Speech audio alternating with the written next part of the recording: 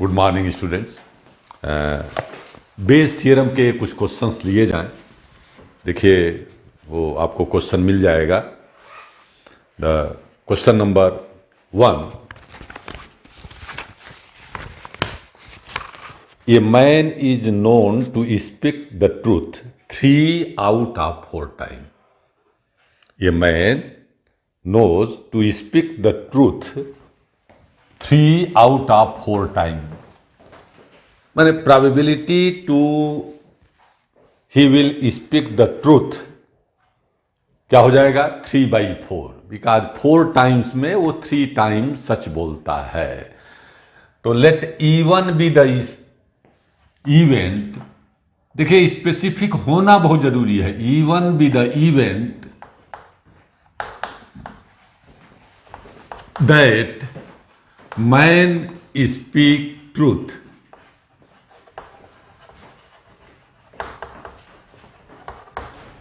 So, as per question, it is directly given probability of event is 3/4.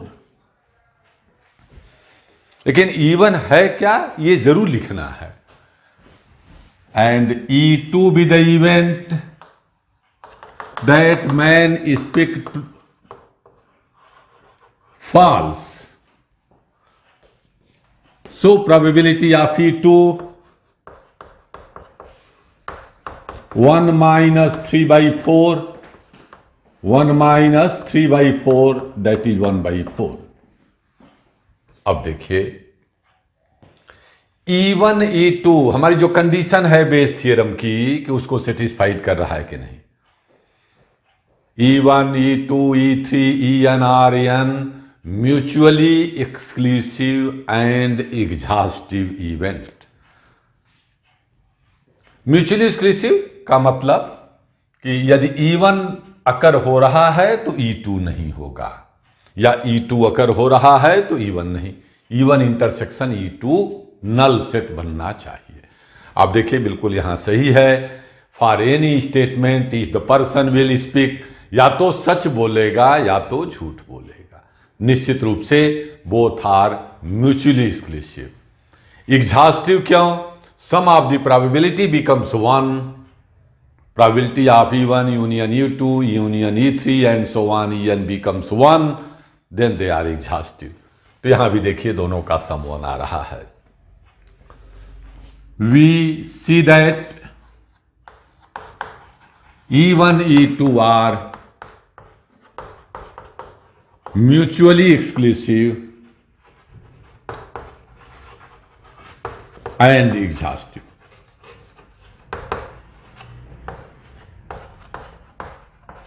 and exhaustive event।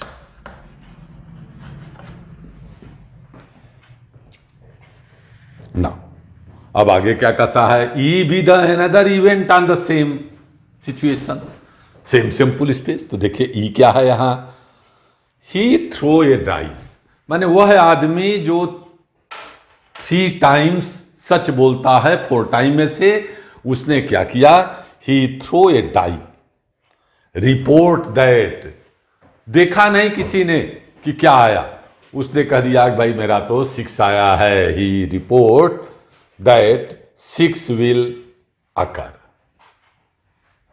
E be the event that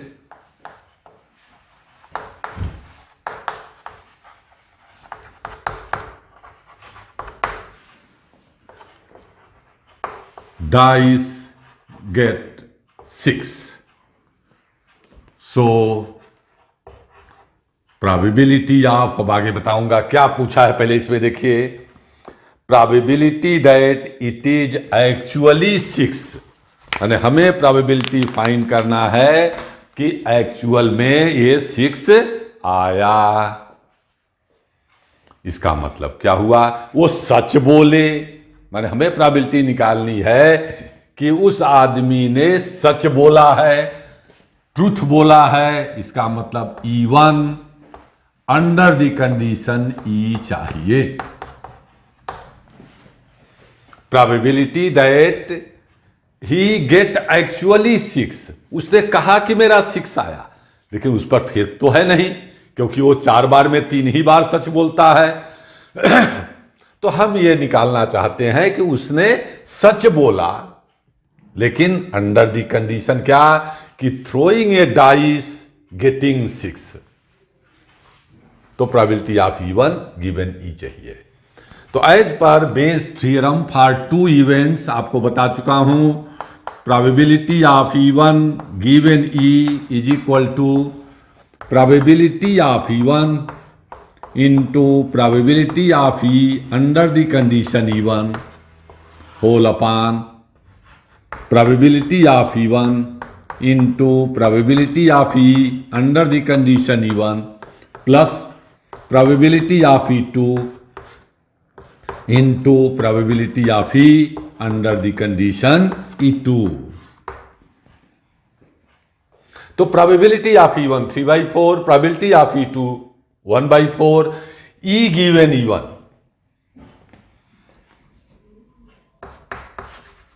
probability of E under the condition E1, ये हो जाएगा 1/6। E क्या था, 6 आने की probability 1/6, और सच भी बोला। And probability of E under the condition E2 क्या हो जाएगा, 5/6। 6 नहीं आया, मैंने उसने झूठ बोला था। 6 आया और उसने सच बोला, इसकी प्रोबेबिलिटी 1/6। 6 नहीं आया, माने 6 नहीं आया, इसका मतलब उसने झूठ बोला, उसकी प्रोबेबिलिटी क्या हो गई, 5/6। रख दीजिए वैल्यू, तुरंत आ जाएगा। Probability of E1 1/6, E given E1 that is, नहीं, प्रोबेबिलिटी ऑफ E1 कितना है, 3/4, E given E1 1/6 whole upon 3/4 into 1/6 plus 1/4 into 1/6। देखिएगा 24 तो दोनों में एलसीएम लेके कैंसिल हो जाएगा, तो न्यूमरेटर में आया 3, डिनोमिनेटर में आ जाएगा 3 + 1 में। E गिवन E2 5/6 है भाई, सॉरी, E गिवन E2 क्या है, 5/6, तो 3 + 5, फाइनल आंसर आ जाएगा 3/8। एक्चुअली ये हुआ 3/24, ये आ गया 8/24, 24 कैंसिल हो गया, 3/8, this will be the answer. मैंने 3/8 उसकी प्रोबेबिलिटी है कि एक्चुअल भी 6 आया था, उसने सच बोला। E2 गिवन E यदि निकालना होता तो आप उसे भी कैलकुलेट कर सकते थे। यहां केवल न्यूमरेटर चेंज हो जाएगा, probability of E2 into probability of E given E2, probability of E2 into probability of E given E2। तो प्रोबेबिलिटी ऑफ E2 है 1/4 इंटू E गिवन E2 है 5/6, तो ऊपर आ जाता 5/24, डिनोमिनेटर चेंज नहीं होगा, तो उसका आंसर आ जाएगा 5/8। लेकिन यहां पर 2 ही पॉसिबिलिटीज थी, तो 1 माइनस से भी हमें निकाला जा सकता था।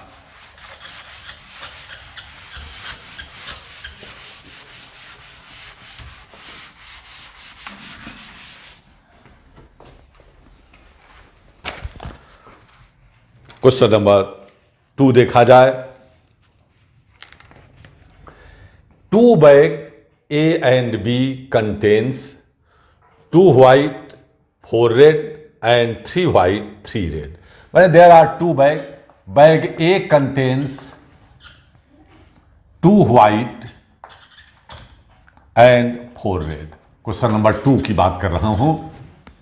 Bag A contains 2 white and 4 red. Okay. Another bag B contains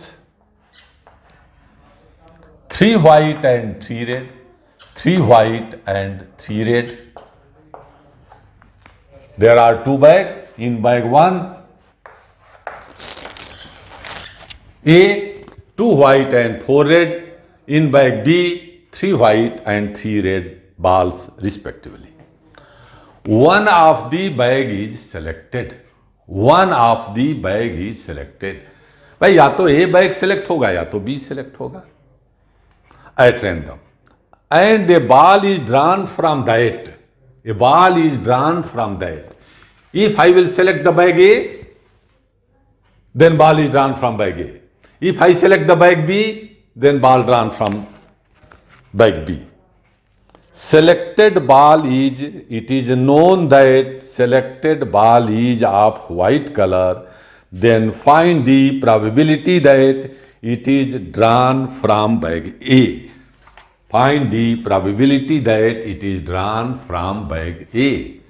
तो पहले तो हम बैग सेलेक्ट करें, उसके बाद बॉल सेलेक्ट होने की बात आएगी. Let E1 be the event, E1 be the event that bag A is selected. So out of the two bag, any one of the bag to be selected has probability 1/2. And E2 be the event that bag B is selected, so probability of E2 to selecting any one of the bag is certainly 1/2. E be the event that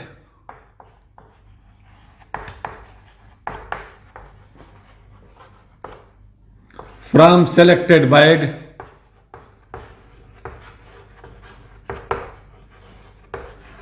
white ball is drawn.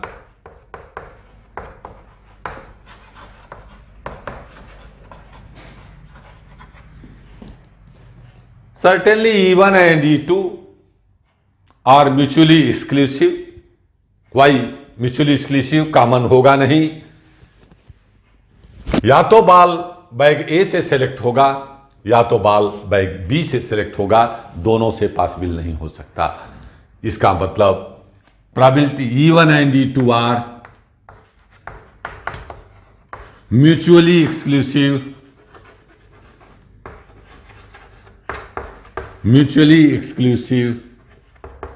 and exhaustive event. पहली condition satisfied हो गई.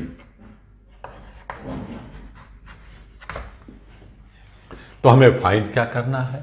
Find the probability that drawn ball is from bag A, means probability of E1. We want to find probability of E1 under the condition E. Under the condition E. Find the probability of selecting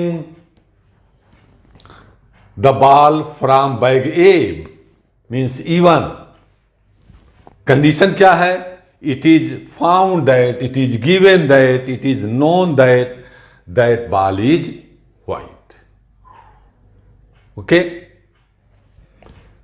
Again the Bayes theorem, probability of E1 known, probability of E2 known.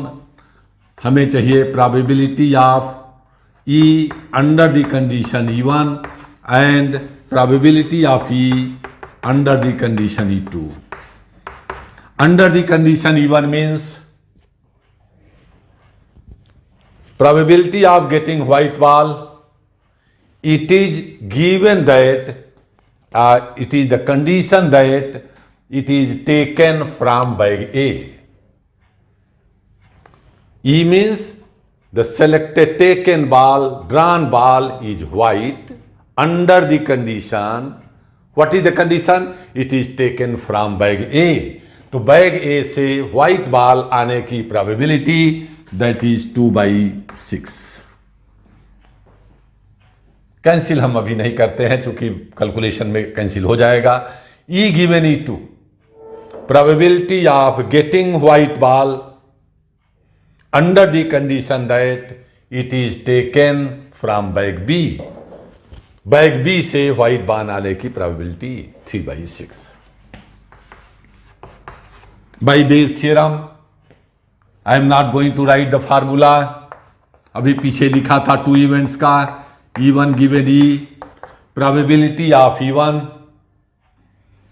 that is probability of E1 1/2 into probability of E given E1 2/6 whole upon probability of E1 into E given E1 plus probability of E2 into probability of E given E2, that is 3/6। पहले वाले question में दूसरे वाले question में अंतर था। वहां आप देखे थे E given E1 and E given E2 का सम भी 1 आ रहा था। इसका मतलब वो भी एग्जॉस्टिव इवेंट्स थे, E गिवन E1 और E गिवन E2। यहां ऐसा नहीं, दोनों का सम 1 नहीं आ रहा है, तो एग्जॉस्टिव का डिफरेंस आप समझें। देखिएगा 12 एलसीएम आ जाएगा 2/12,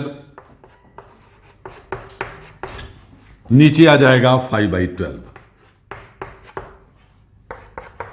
आंसर आ गया 2/5। आंसर आ गया 2/5। Okay,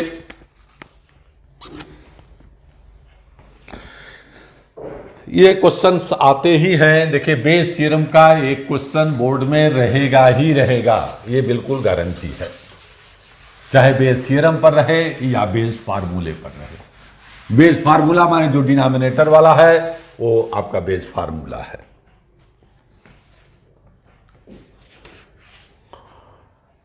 One more question. A box contains 2 gold and 3 silver coin. A box contains 2 gold and 3 silver coin. Another box, let us second, it contains 3 gold and 3 silver coin. Okay? A box is chosen at random. A box is chosen at random. माने इस दोनों box में से पहले एक box को select हुआ, and from that box a coin is drawn. From that box a coin is drawn. If the selected coin is gold, selected coin is gold, then find the probability that it was drawn from the second box. बिल्कुल पहले की तरह question है, इसलिए मैं पूरा लिखूंगा नहीं, बोल दे रहा हूं। Let E1 be the event that, let E1 be the event that selected coin is from bag 1. Selected coin is from bag 1. So probability of E1 is half. Out of the 2 bags, any one bag to be selected. And E2 be the event that coin is drawn, coin is taken from bag 2. So it is again 1/2. E be the event that, E be the event that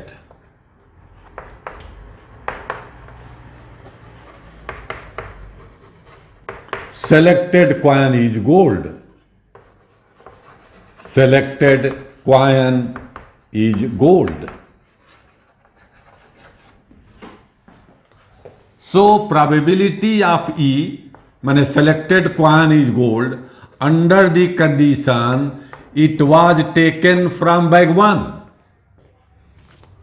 E given E1 means, language में ध्यान समझें, probability of the selected coin is gold, it is given that, or under the condition that, or it is known that it was taken from bag 1.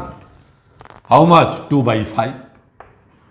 Bag 1 से gold coin आने की probability, सीधी सी बात है, bag 1 से gold coin आने की probability. And probability of E given E2, second bag से gold coin आने की प्रोबेबिलिटी। माने गोल्ड कॉइन आए, E की प्रोबेबिलिटी चाहिए, लेकिन नोन क्या है, कंडीशन क्या है कि it was taken from bag 2। It is 3/6। Okay, E1 E2 are mutually exclusive and exhaustive. Why exhaustive? Sum of that will be 1, probability of that will be 1, probability of E1 plus probability of E2 is 1, means they are exhaustive. Mutually exclusive, why? If coin is taken from bag, then essentially it was not taken from bag 2. Or if it is taken from bag 2, then it cannot be taken from bag 1. Means they are mutually exclusive. And what we want to find? Probability that the coin is taken from bag 2 means we want to find probability of E2 under the condition E, while it is known that, it is given that, or it is found that the selected coin is gold. So by Bayes theorem, it is probability of E2 into probability of E given E2 whole upon probability of E1 into probability of E given E1 plus probability of E2 into probability of E given E2. Put all the values, all you have calculated. Probability of E2 is half. E given E2 is 3 by 6 whole upon E1 is half. E given E1 2 by 5 plus 1 by 2 into 3 by 6. Half तो common लेके cancel हो जाएगा. यहां देखिए, और पहले question में क्या अंतर आया? पिछले अभी तक जितने क्वेश्चन लिए थे दोनों के डिनोमिनेटर सेम हुआ करते थे, यहां सेम नहीं है. तो पहले हाफ कॉमन लेके कैंसिल कर लीजिएगा. हाफ इंटू 3 by 6 को भी हाफ कर दिया आपकी बार. 3 1 the 3, 3 2 the 6, हाफ कॉमन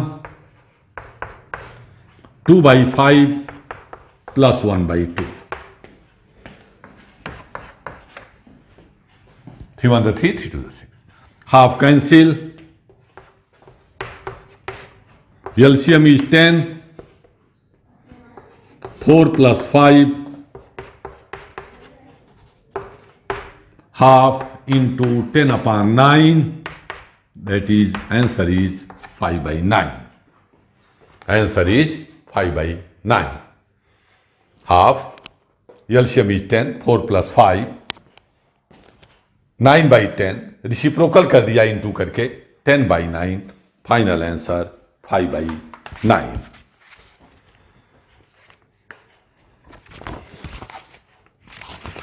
कुछ हम 3 इवेंट्स के भी लेना चाह रहे हैं.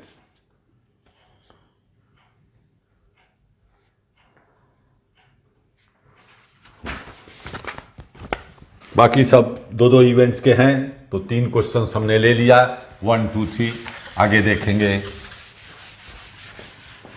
Question number 7.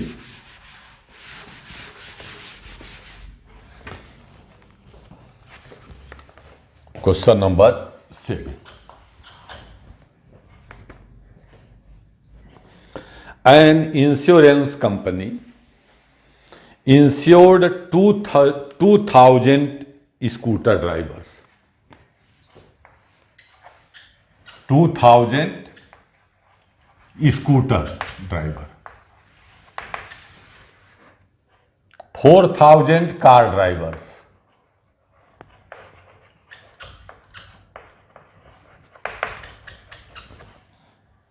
And 6,000 truck drivers. One of the insurance company insured 2,000 scooter drivers, 4,000 car drivers, and 6,000 truck drivers. And their probabilities of accidents are 0.01, 0.03 and 0.05. Accident की probability दिया है 0.01, 0.03 एंड 0.15. ठीक, मैंने 0.01 प्रोबेबिलिटी है स्कूटर वाले के एक्सीडेंट होने की. 0.03 है कार के एक्सीडेंट होने की प्रोबेबिलिटी, एंड 0.15 है ट्रक के एक्सीडेंट होने की probability. It was given directly. One of the insured person meet with accident. One of the insured person meets with an accident. Find the probability that he was a scooter driver. Find the probability that he was a scooter driver. Certainly, out of these three they are there. So let E1 be the event. I am not going to write by. E1 be the event that insured person was a scooter driver. E1 be the event that insured person was a scooter driver. E2 be the event that the insured person was car driver. E3 be the event that car नहीं भाई truck है ये third वाला. E3 be the event that insured person was truck driver. Then probability of E1. Total number of insured person are 6,000, 4,000, 2,000, that is 12,000. Out of 12,000, anyone met with the accident by 12,000 ways. What is the probability that it was a scooter driver? So 2,000 upon 12,000. 2,000 upon 12,000. That is 1 upon 6.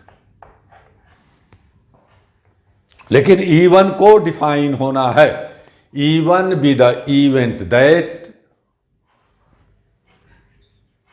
accident person was a scooter driver. E2 be the event that was car driver, means 4,000 upon 12,000. 1 by 3. Probability of E3 that we are the car driver, 6,000 upon 12,000, that is 1 by 2. E1, E2, E3 are mutually exclusive. क्योंकि insured person car driver होगा तो scooter नहीं, scooter होगा तो truck नहीं. They are mutually exclusive event. Okay. As well as exhaustive because it's sum is 1. ऐसे सम करने में 1 दिक्कत होगी, लेकिन इसे सम करूं तो डायरेक्टली दिख रहा है 1. तो E1, E2, E3 are mutually exclusive as well as exhaustive event. Also given that probability of met with accident under the condition he was scooter driver is 0.01. Fraction ही कर दे रहा हूं सबको 1/100. Probability of E given E2 met with an accident under the condition he was the car driver, that is 0.03, means 3 upon 100. And probability of E under the condition E3, that is he was the truck driver, what is given? 0.15. 0.15, that is 15 upon 100. चूंकि 100 सब में common रहे तो ज़्यादा अच्छा है, इसीलिए इसको कैंसिल नहीं किया. ये दोनों कैंसिल नहीं होंगे. What is we want to find? We want to find that he was scooter driver. Find that the probability that the accident person was scooter driver, means probability of E1. We want to find probability of E1 under the condition E met with an accident. So for 3 event the formula is probability of E1 into probability of E under the condition E1 whole upon probability of E1 into probability of E under the condition E1 plus probability of E2 into probability of E given E2 plus probability of E3 into probability of E given E3. E given E3. This is the base formula, base theorem for 3 events. All the values are known. तो probability of E1 under the condition E. Probability of E1 1 by 6 into E given E1, that is 1 by 100, whole upon 1 by 6 into 1 by 100 plus E2. E2 is the 1 by 3. E given E2, 3 by 100 plus probability of E3, E given E3 15 by 100. यहां से common क्या ले रहा हूं मैं, देखिए 1 by नीचे का 100 तो सब में कॉमन आ जाएगा, 1 बाई 3 भी आ जाएगा, 1 by 6 into 1 by 100 upon 1 by 3 into 1 by 100 common ले लिया, 1 बाई 3 इंटू 1 बाई 100, क्या बचेगा, यहां से आया 1 बाई 2, ये 1 बाई 3 कॉमन आ चुका है, 1 बाई 100 कॉमन आ चुका है, तो that was 3 plus 1 by 3 common, 1 by 100 common, this will be the 15, 1 by 100 cancel, 1 by 6 into 3 हो जाएगा, इसका एलसीएम 2, 1 प्लस 15 प्लस 3 18 इंटू 2 36, फिर 2 ऊपर जाएगा, कैंसिल हो गया, ये आ गया 1 by 37, 1 by 37 will be the answer. Okay?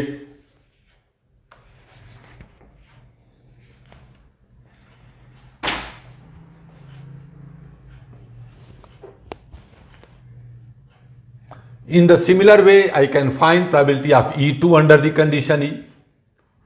E2 under the condition E, केवल न्यूमरेटर चेंज हो जाएगा, 1 बाई 6 इंटू 1 बाई 100 की जगह क्या हो जाएगा, 1 by 3 into E given E2 क्या था, 3 by 100, that will become 3 by 100.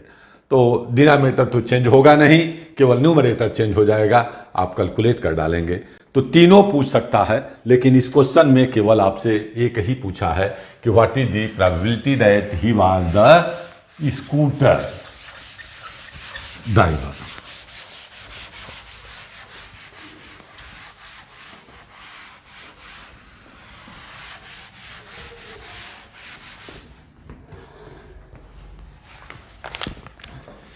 Three event से ज्यादा आता नहीं है, पहले भी बता चुका हूं मैं आपको.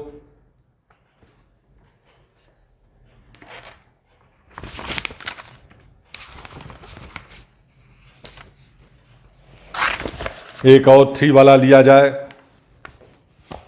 इन a test an examination either guesses or copies or know the answer to a multiple choice. 3 possibilities हैं, या तो गेस करेगा, या तो किसी से कॉपी करेगा, या तो उसका आंसर उसे मालूम होगा. Okay, there are 3 possibilities. The probability that he makes a guess is 1 by 3, and the probability that he copy the answer is 1 by 6, and the probability that the answer is correct given that copies is 1 by 8. Then find the probability that he know the answer to the question. देखिए 3 possibilities दिया मैंने, E1, E2, E3, E1, E2, E3. E1 question number 8, जो पहला था उसे ही E1 ले लें. in a test and examination either guess. The student will guess the answer. E1 is the event that student will guess the answer. So probability of E1 is given. E1 is guess the answer. E2 is copied. And E3 is know the answer. So it is given probability of E1. The probability that he guessed the answer is 1 by 3. Probability of E1 is 1 by 3. It is directly given. Probability that he copied the answer is 1 by 6. Is 1 by 6. E3 का नहीं दिया, ही no the answer. अरे भाई पक्का है out of these 3 कोई एक ही काम करेगा, या तो गेस करेगा या तो कॉपी करेगा, otherwise he no the answer. तो probability of E3 is 1 minus 1 by 3 plus 1 by 6, that is 1 by 2. क्योंकि 1 by 3 plus 1 by 6 is a 3 by 6. 3 by 6 means half. So 1 minus 1 by 2 is half. E1, E2, E3 are mutually exclusive. Why mutually exclusive? Out of these 3, either he will guess, or he will copy it, or he know the answer. Only 3 choices are there. So they are mutually exclusive. दोनों साथ साथ हो नहीं सकता कि उसको answer आता भी हो और कॉपी करे, ऐसा तो करेगा नहीं, या आंसर आता हो उसके बाद भी गेस करे. Hence I can say mutually they are mutually exclusive. They are exhaustive too. तीनों का सम 1 है, क्योंकि आप देखे ही हैं 1 में से माइनस किया गया. That the probability that the answer is correct, given that he copied it is 1 by 8. Then find the probability that he know the answer. Find the probability that he know the answer means हमें चाहिए probability of E3 he know the answer under the condition the answer was correct. Under the condition that the answer was correct. Okay? ये हमें find out करना है. तो पक्का है Bayes theorem लगेगी, क्योंकि E1, E2, E3 3 इवेंट्स हैं, म्यूचुअली एक्सक्लूसिव हैं, एग्जॉस्टिव हैं. E be the event that answer is correct. E be the event that the answer is correct. What is given? Probability of E under the condition E1. Probability कि answer correct है, जबकि वो guess किया answer को. देखिए इसमें question में नहीं दिया है, लेकिन दिया है कि 4 अल्टरनेटिव चॉइसेस क्वेश्चन था. 4 अल्टरनेटिव चॉइस क्वेश्चन था. तो जब गेस करेगा तो निश्चित रूप से उसके करेक्ट होने की प्रोबेबिलिटी क्या हो जाएगी? 1 by 4. It is given directly. Probability of E under the condition E2 answer correct हो, उसकी प्रोबेबिलिटी, जबकि कंडीशन अंडर द कंडीशन क्या कहता है? ही कॉपीड. ये दिया हुआ है आपको डायरेक्ट क्वेश्चन में. Given that the copy the answer and that was correct is 1 by 8. 1 by 8. And probability of E under the condition E3, यहां पर बड़ी गलती हुई. 1. सर्टेन है क्योंकि I know the answer, the student will know the answer, तो उसके गलत होने का चांसेस है ही नहीं, माने प्रोबेबिलिटी है सर्टेन इवेंट। तो आप देखिएगा कि पिछले क्वेश्चंस में और इस क्वेश्चन में क्या डिफरेंस आया, ये दो चीज आपको अपने से सोचनी थी। ये तो गिवन था, ये तो गिवन था, ठीक है। ये भी तीनों डायरेक्टली गिवन थे एक तरह से, केवल ये कैलकुलेट करना था आपको। फिर से एक बार क्वेश्चन पढ़ रहा हूं मैं। In a test an examinee either guesses or copied or know the answer for a multiple choice question with 4 alternative choices. The probability that he makes a guess is 1/3. Probability that he copy the answer 1/6. Probability that the answer is correct given that copied is 1/8. Find the probability that he know the answer. Find the probability that he know the answer of a question when it is given that the answer was correct. Answer was correct, it is given, माने हमें चाहिए probability of answer correct है, answer उसको मालूम है, जबकि condition है कि आंसर उसका करेक्ट था। तो 3 इवेंट्स का मैं अब की बार नहीं लिख रहा हूं फार्मूला भाई। E3 under the condition E is equal to बोल दे रहा हूं probability of E3 into probability of E given E3 upon probability of E1 into E given E1 plus probability of E2 into probability of E given E2 plus probability of E3 into probability of E given E3. Probability of E3 1/2, E given E3 1 whole upon probability of E1 1/3 into E given E1 1/4 plus probability of E2 1/6 into E given E2 1/8 plus probability of E3 1/2 into E given E3, that is 1. तो numerator में तो आया 1/2, denominator में देखिए ये है 12,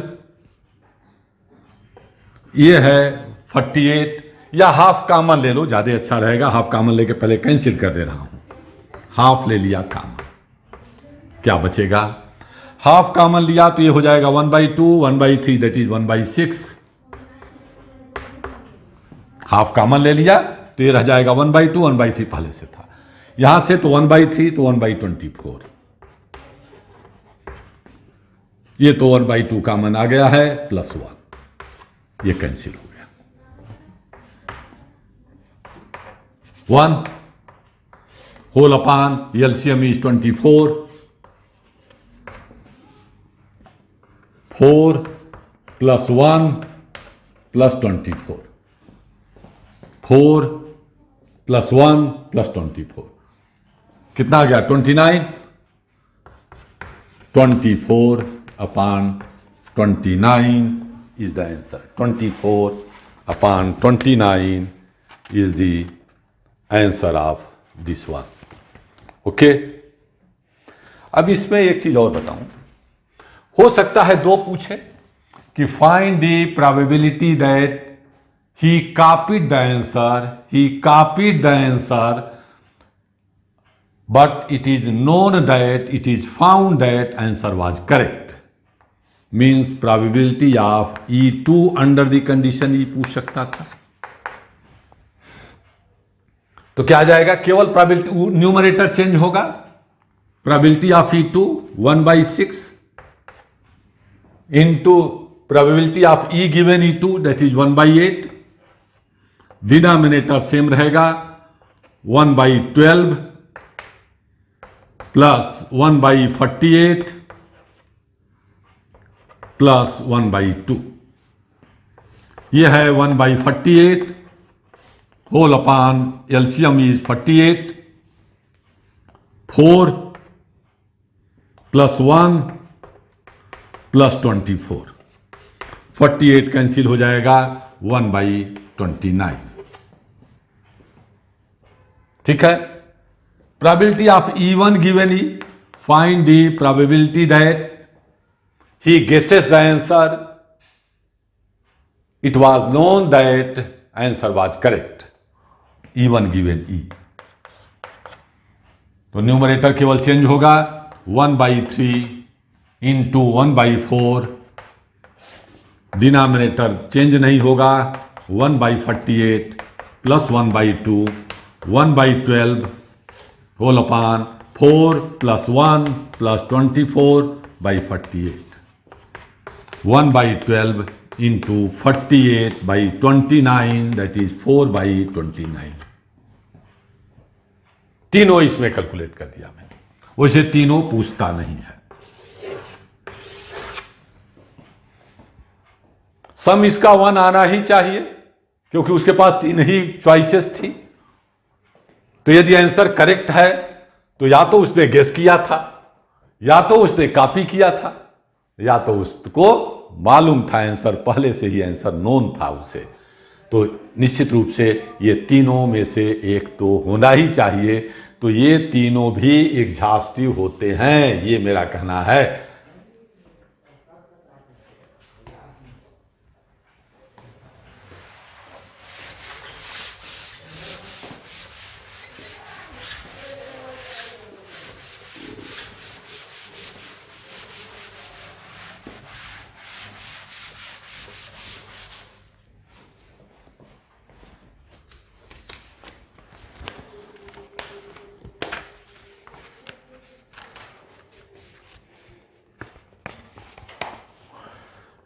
one more question देखा जाए जरा।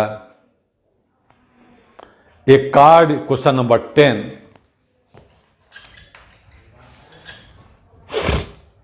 A card from a pack of 52 card is lost. A card from a pack of 52 card is lost. 52 का पैक होता है, उसमें से एक कार्ड लॉस्ट हो गया, लॉस हो गया है, गायब हो गया, भूल गया, कहीं गिर गया। From the remaining card of the pack, 2 cards are drawn. From the remaining card, ध्यान से देखिएगा, from the remaining cards of the pack, 2 cards are drawn and are found to be diamond, and are found to be diamond। जो दोनों card आपने निकाला वो क्या थे? डायमंड थे। Find the probability that missing card was diamond. Find the probability that missing card was diamond. तो हम E1 सपोज कर लें, missing card was diamond.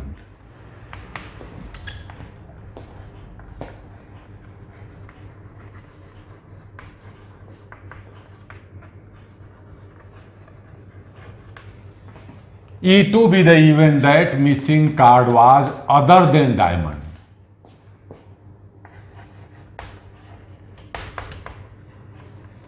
Other than diamond.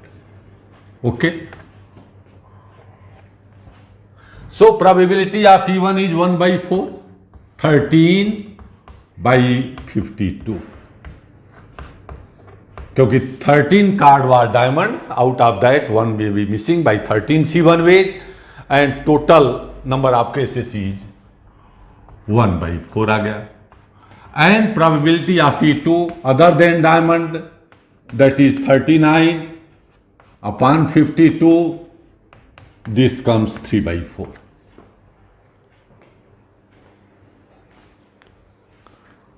Two cards are drawn from remaining card.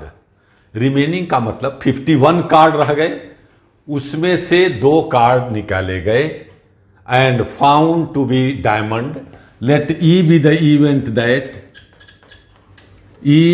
Event that from remaining card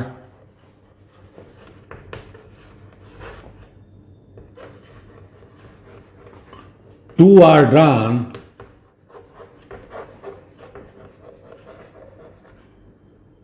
found they are diamond, found they are diamond.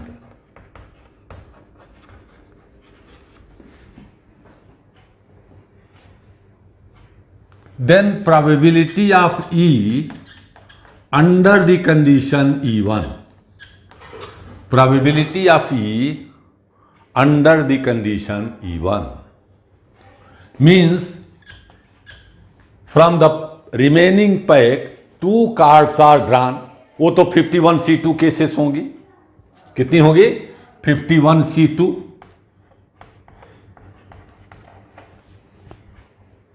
Occurring both the cards are diamond under the condition E1, माने under the condition that missing card was diamond. तो missing card was diamond, so in the remaining pack only 12 cards are of diamond. तो 12C2 upon 51C2. 12C2, 12 into 11 by 2, 52 into 51 by 2, तो 2 cancel हो जाएगा. 12 into 11 divided by 52 into 51,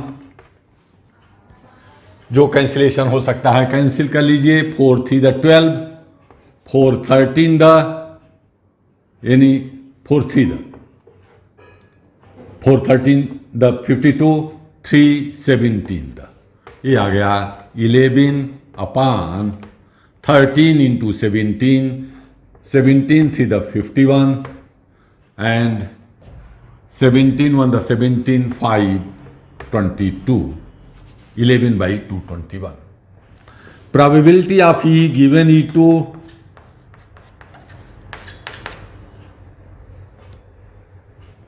means find the probability that the drawn card was diamond under the condition E2 means the missing card was other than diamond.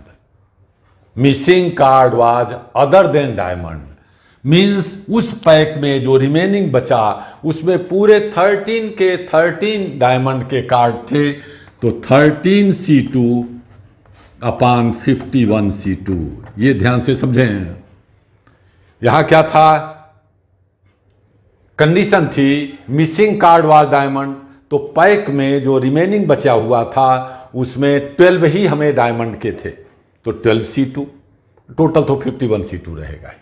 इसे 13 into 12 upon 2 whole upon 52 into 51 by 2, that is 13 into 12 divided by 52 into 51.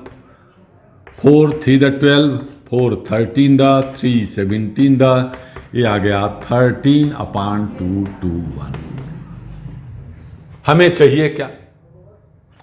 Find the probability that. किसकी probability निकालनी है वो देखा जाए जरा. Find the probability that missing card was diamond. Missing card was diamond means I want to find probability of E1 under the condition E. Under the condition E. Why under the condition? Because it was found that the drawn card was diamond. Using Bayes theorem, E1 and E2 are mutually exclusive because missing card is if diamond, then it cannot be other than diamond. Or if missing card was other than diamond, then it cannot be the diamond. So you will write here E1 and E2 are mutually exclusive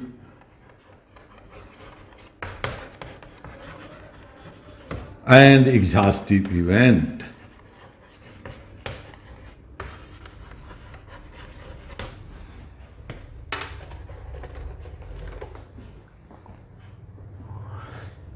base theorem formula नहीं लिख रहा हूं. For 2 events probability of E1 that is 1/4 into probability of E given E1 11 upon 2 to 1 probability of E1 plus probability of E2 into E given E2. Probability of E1 into probability of E given E1 upon probability of E1, probability of E given E1 plus probability of E2 into probability of E given E2. Denominator दोनों देख रहे हैं 4 into 21, 4 into 21 cancel हो जाएगा, 884 LCM आ जाएगा, cancel. तो numerator में 11, denominator में 11 plus 39, 11 plus 39, the answer is 11/50। यदि probability of E2 given E निकालना होता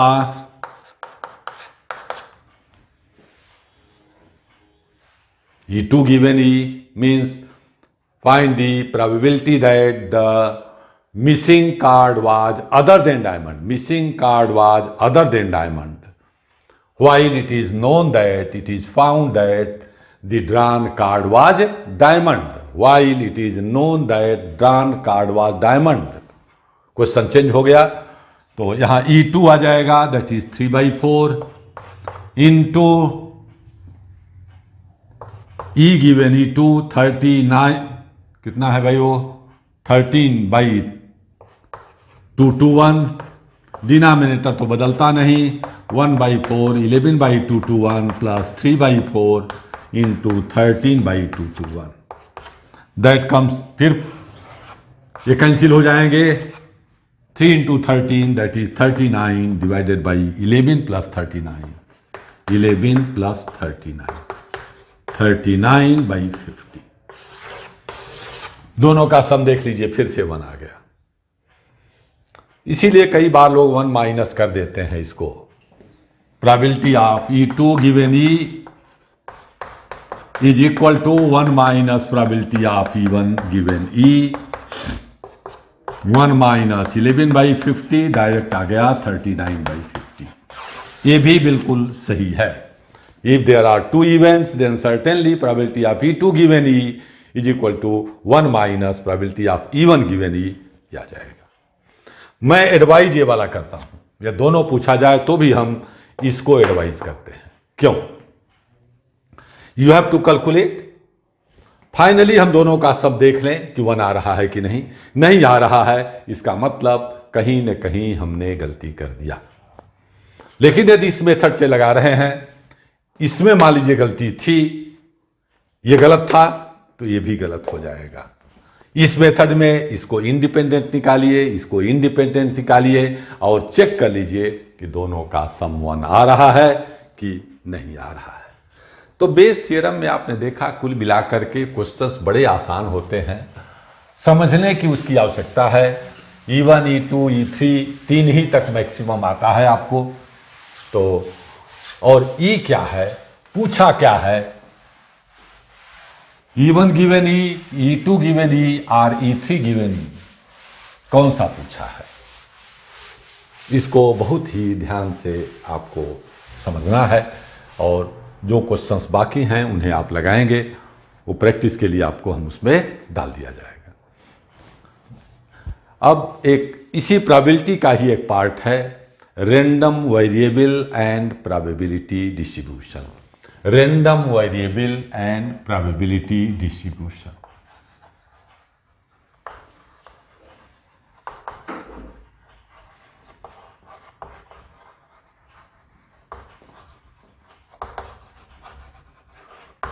इलेवेंथ में आपने फ्रीक्वेंसी डिस्ट्रीब्यूशन पढ़ा और यहां हमें प्रोबेबिलिटी डिस्ट्रीब्यूशन पढ़ा रहा है। तो पहले तो हम रैंडम वेरिएबल बताएं क्या है। Random variable means if in an experiment all the possible outcomes to be considered as a numerical values, then set of all possible numerical values are called random variable। फिर से ध्यान से सुने, In an experiment,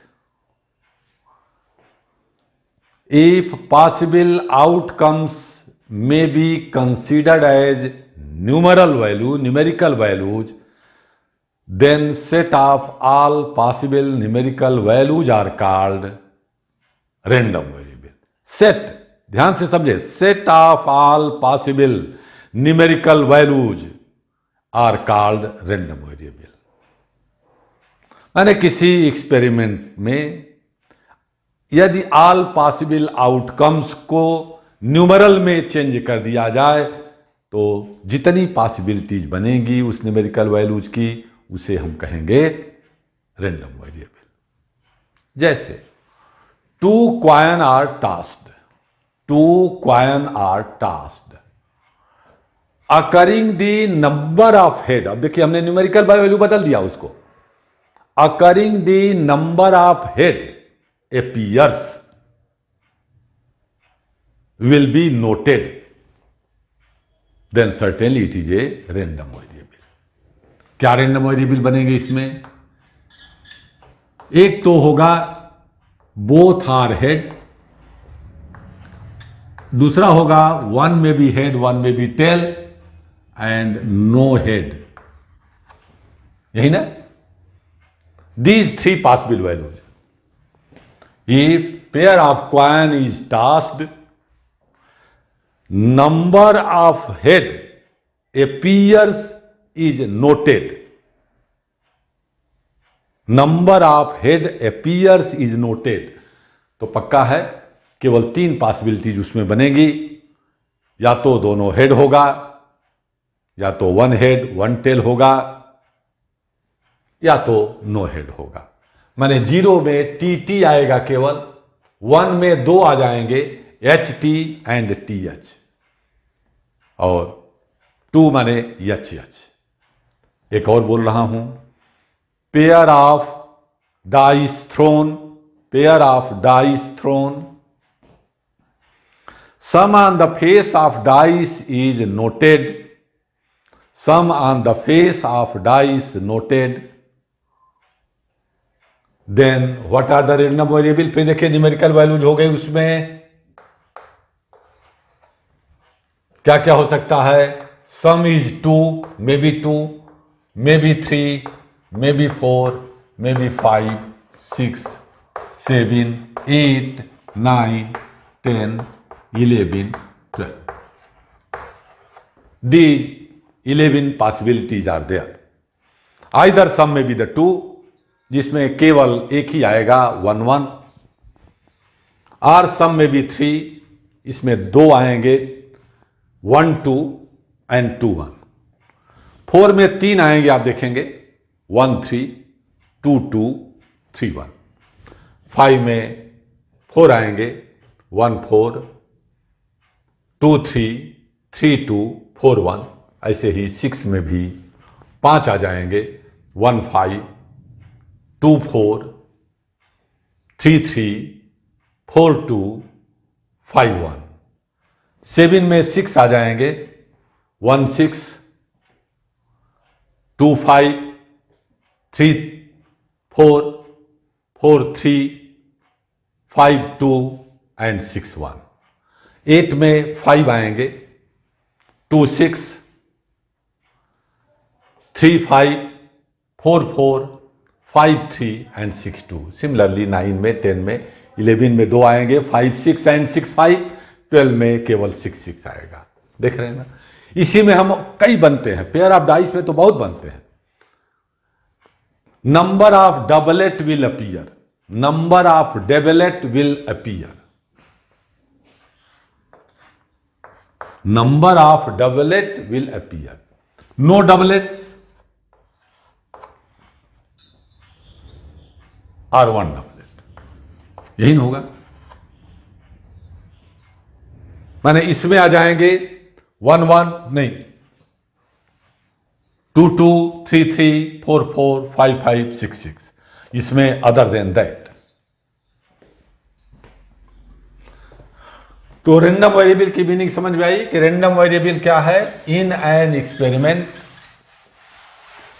all possible outcomes to be considered as numerical values, then set of all possible numerical values are called random variable. अब random variable में probability को distribute कर देना है टेबुलर फॉर्म में। जैसे अभी तक आप देखते थे वेरिएबल माने x की वैल्यू रहती थी, बगल में फ्रीक्वेंसी रहती थी, उसको हम फ्रीक्वेंसी डिस्ट्रीब्यूशन बोलते थे। ऐसे ही यहां पर हम प्रोबेबिलिटी डिस्ट्रीब्यूशन बोलेंगे। एक कॉलम में आपका रैंडम वेरिएबल होगा, दूसरे में एक करेस्पॉन्डिंग प्रोबेबिलिटी होगी, प्रोबेबिलिटी ऑफ x। इस टेबल को हम बोलेंगे प्रोबेबिलिटी डिस्ट्रीब्यूशन। सबसे आसान वाला ही ले रहा हूं मैं, जैसे अभी पेयर ऑफ कॉइन के लिए लिया था, x was 0 1 2। probability of x is equal to 0 means no head will appear, केवल tt रहेगा, that is 1/4। probability of x is equal to 1, ht and th, that is 2/4, and probability of x is equal to 2, that comes again 1/4, h आएगा। तो this is 0, this is 1, this is 2, इसकी corresponding probability आ गई 1/4, ये हो गई 2/4 या half, जो भी चाहें लिख लें, 1/4 total. Sum of the frequency कुछ भी हो सकता था, लेकिन यहां सम ऑफ द प्रोबेबिलिटी पक्का है, 1 ही आएगा हरदम। 0 less than or equal to px, probability of x less than or equal to 1, and sum of probability of x is 1। ये दो कंडीशन सेटिस्फाइड होगी। इंडिविजुअल प्रोबेबिलिटी 0 और 1 के बीच में होगी, sum of the probabilities always 1 होगा।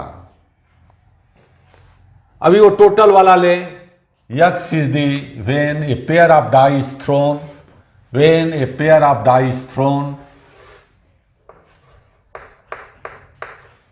sum on the face of dice is noted and considered a random variable, that may be 2, 3, 4, 5, 6, 7, 8, 9, 10,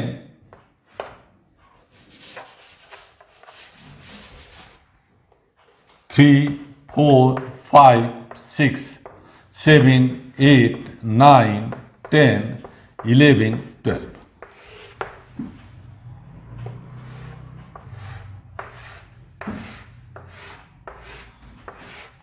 What was the experiment? Pair of dice thrown. What is the random variable? Sum on the face of dice. Sum on the face of dice will be the random variable. Then what is the probability of x equal to 2? Only one case. Total case was 36, 1/36. 3, 2/36. बताया 2 आएंगे, 1 2 and 2 1। 4 में 3 आएंगे, 3/36। ये आ जाएगा 4/36, 5/36, 6/36। यहां के बाद डिक्रीज आ जाएंगे, 5/36, 4/36, 5/36, 6/36, नहीं 4, 3/36, 2/36 एंड 1/36। फिर टोटल देखिए 1 आना चाहिए।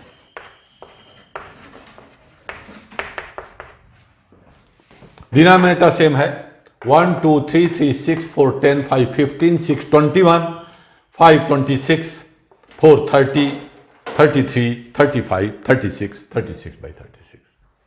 ओके, मैंने रैंडम वेरिएबल के करेस्पॉन्डिंग प्रोबेबिलिटी को टेबुलर फॉर्म में लिखना है, तो हम इसे कहते हैं प्रोबेबिलिटी डिस्ट्रीब्यूशन। जैसे फ्रीक्वेंसी डिस्ट्रीब्यूशन में मीन और वेरिएंस निकलता था, वैसे ही यहां भी हम मीन और वेरिएंस निकालेंगे। मीन एक्स बार या कहीं कहीं म्यू लिखा गया है। मीन का फार्मूला याद है, sigma F I X I upon sigma F आई। यही ना फ्रीक्वेंसी का बहुत दिनों से पढ़ते आ रहे हैं। बिल्कुल सेम फार्मूला है। एफ बदल जाएगा पी से, क्योंकि वहां फ्रीक्वेंसी डिस्ट्रीब्यूशन थी, यहां प्रोबेबिलिटी डिस्ट्रीब्यूशन हो गया, इसलिए आ जाएगा sum of P I X I upon sum of P I. But sum of P I is one which is fix, while in frequency distribution it was not fixed, but in probability distribution it was fixed that sum of the probability is always 1. So x bar r mu is equal to sum of pi xi, I is equal to 1 to n. Mean का formula बन गया सम of P I X आई। ये देखिए xi था, ये P I है, multiply कर दूं P I X I 0 2/4 1 into 2/4 2 into 1/4 2/4 that is again 1। तो इस प्रोबेबिलिटी डिस्ट्रीब्यूशन की मीन आ गई 1। इस प्रोबेबिलिटी डिस्ट्रीब्यूशन की मीन आ जाएगी, हरदम 1 नहीं होती है, ये मत समझ लीजिएगा। 2 into 1/36 that is 2/36, 3 into 2 that is 6/36, 12/36, 20/36, 30/36, 42/36, 40/36, 36/36, 30/36, 22/36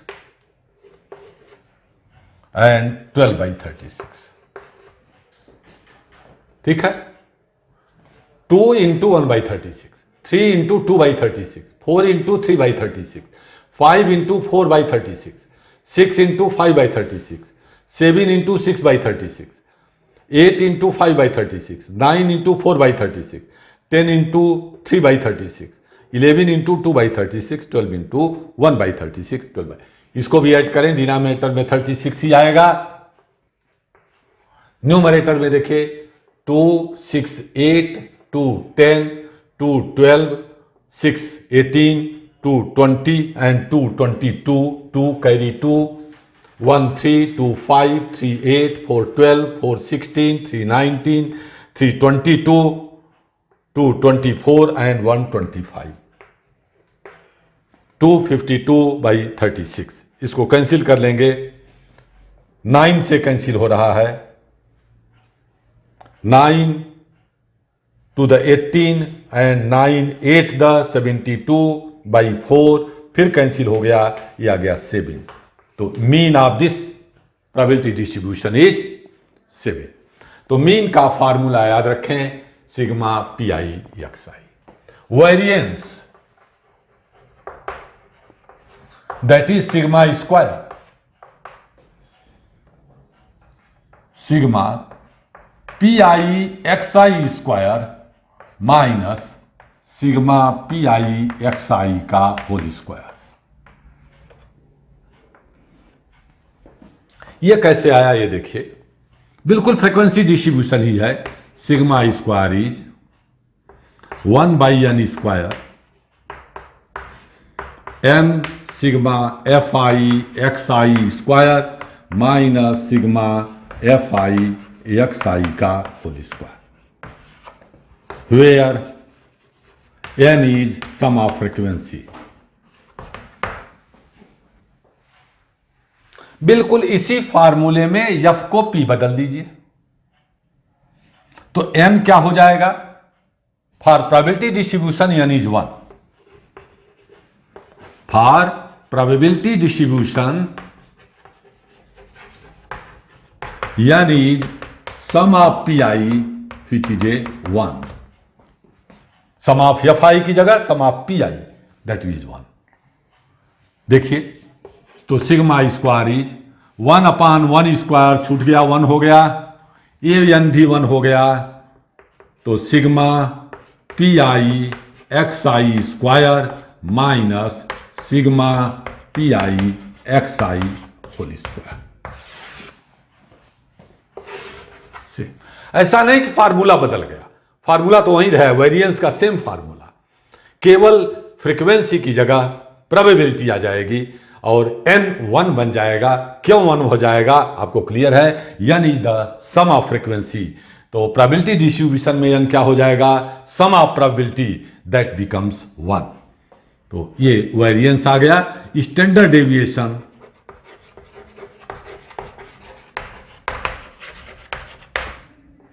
SD that is sigma under root variance. पहले आप वेरिएंस निकाल लीजिए, उसका अंडर रूट कर दीजिएगा, स्टैंडर्ड डेविएशन आ जाएगा। This was also a very good question. Find A probability distribution and also calculate its mean and variance. समझ में आ रहा होगा कि नहीं, निश्चित रूप से 4 मार्क का क्वेश्चन गुड क्वेश्चन बनेगा। क्या करना रहेगा इसमें, एक कॉलम, देखिए ये कॉलम तो आप निकाल चुके हैं मीन वाले में, ये चाहिए हमको P I X I square, P I X I square. What it means, इसमें बड़ी गलती होती है, इसका स्क्वायर कर देते हैं। अरे भाई इसका स्क्वायर करोगे तो P I square X I square आएगा। P I X I square means P I X I into X I, P I X I into X I. तो ये पी आई एक्स आई है और ये एक्स आई है, ये दोनों मल्टीप्लाई होंगे। तो 0 into 0 0, 1 into 2/4 that is 2/4, 2 into 2/4 that is 4/4। X I into P I X I, 0 into 0, 1 into 2/4 2/4, 2 into 2/4 4/4, 6/4 that is 3/2। तो इसका सिग्मा स्क्वायर हो गया, फार्मूला देखिएगा, sigma P I X I square that is 3/2 minus how much, sigma P I X I का whole square that is minus 1 square. तो sigma square is 1/2, variance is 1/2, variance is 1/2। ठीक, standard deviation under root sigma square that is under root 1/2 that is root 2/2 that is 0.707, 0.707, क्योंकि √2 की value 1.414 divided by 2 0.707। यहां भी आप निकाल सकते थे, मैं पूरा नहीं निकालूंगा लेकिन हिंट दे दे रहा हूं, कैलकुलेशन वर्क आप करेंगे। एक कॉलम यहां और बनेगा, कौन सा कॉलम बनेगा यहां,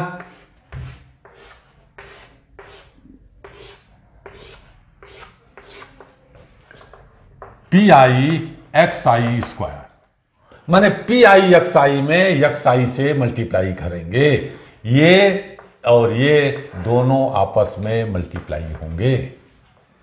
क्या आ जाएगा, देखिए 4/36, 18/36, 48/36, 100/36, 180/36, 7 into 42, 7 to the 14, 7 for the 28 and 129, 294/36, 320/36, 36 into 9, 9 6 the 54, 5 9 3 the 27 and 5 32, by 36, 300 by 36, 11 to the 22 and 24, 242 by 36, 12 to the 144 by 36.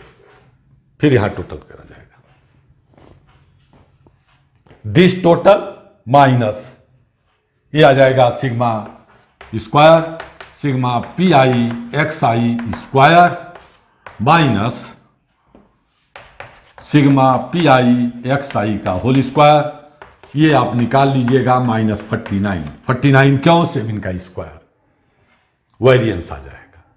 तो दिस वाज द क्वेश्चन। इससे हमने आपको रैंडम वेरिएबल और प्रोबेबिलिटी डिस्ट्रीब्यूशन की मीन, प्रोबेबिलिटी डिस्ट्रीब्यूशन का वेरिएंस कैसे निकलेगा इसकी बात की है।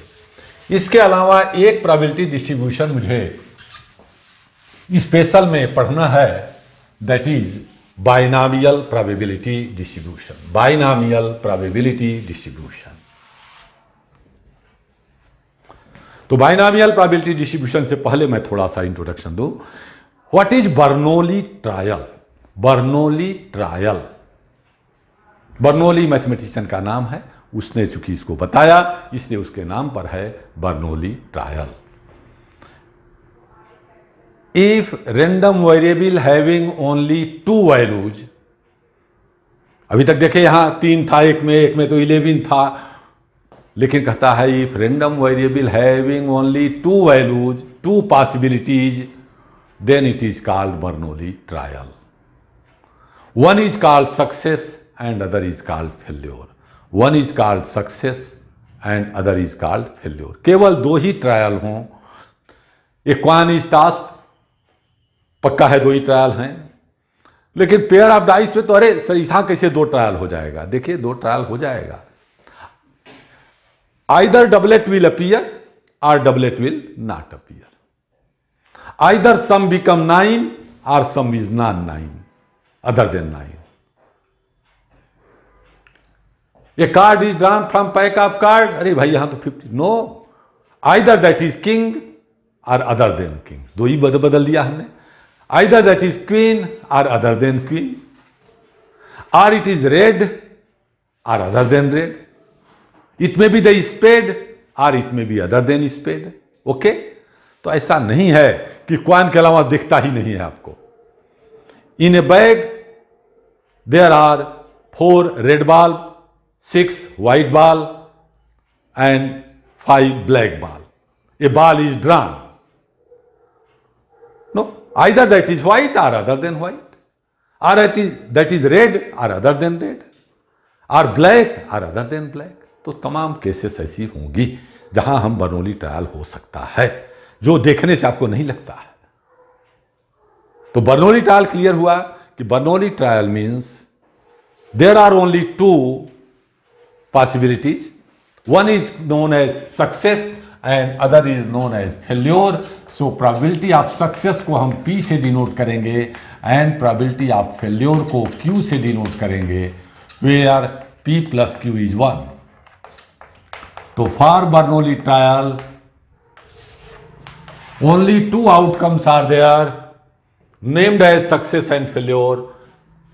Probability of success is P, probability of failure is Q, then certainly P plus Q is 1 for Bernoulli trial. अब देखिए बाइनॉमियल की बात कर रहा हूं। If Bernoulli trial repeated n times, Bernoulli trial repeated n times,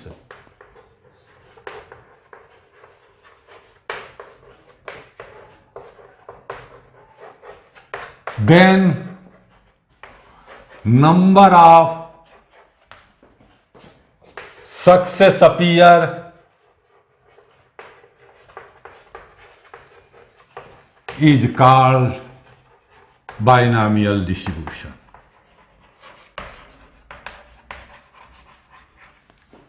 तो इसमें possible values क्या आएगी x की? आइदर 0, एक बार भी सक्सेस ना आए, एक बार सक्सेस आए, 2 बार आए, 3 बार आए, and so on n times आए। एक इसी के बीच में मैं R भी ले लूंगा।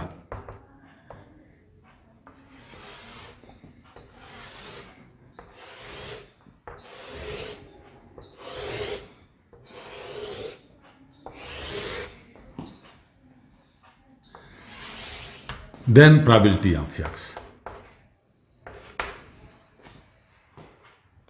एक बार भी सक्सेस नहीं आया, माने all time failure, all time failure, तो ये हो जाएगा Q to the power N। एक टाइम फेल्योर की Q, तो Q into Q into Q, so on N times. One time failure NC1 P into Q to the power N minus 1. This comes NC2, 2 times success, Q to the power N minus 2. NC3, P power 3, Q to the power N minus 3. And so on. NCR, P power R, Q to the power N minus R. And so on. NCN, P power N. इसको हम symmetry बनाने के लिए NC0 लिख दें। If we sum it, then certainly it becomes Q plus P to the power N. Q plus P is a 1, so 1 to the power N becomes 1. ठीक है, ये है हमारा माने जनरल फार्मूला है। Probability of X is equal to R time success, तो पक्का है P into P R times, तो P power R। Remaining times failure N minus R, Q into Q N minus R times, and but this success will be replace their places out of N times, R places will be occupied by NCR wage. So probability of X is equal to R is NCR P power R Q power N minus R, where R may be 0, 1, 2, 3 till N. क्यों इसको binomial distribution बोलते हैं?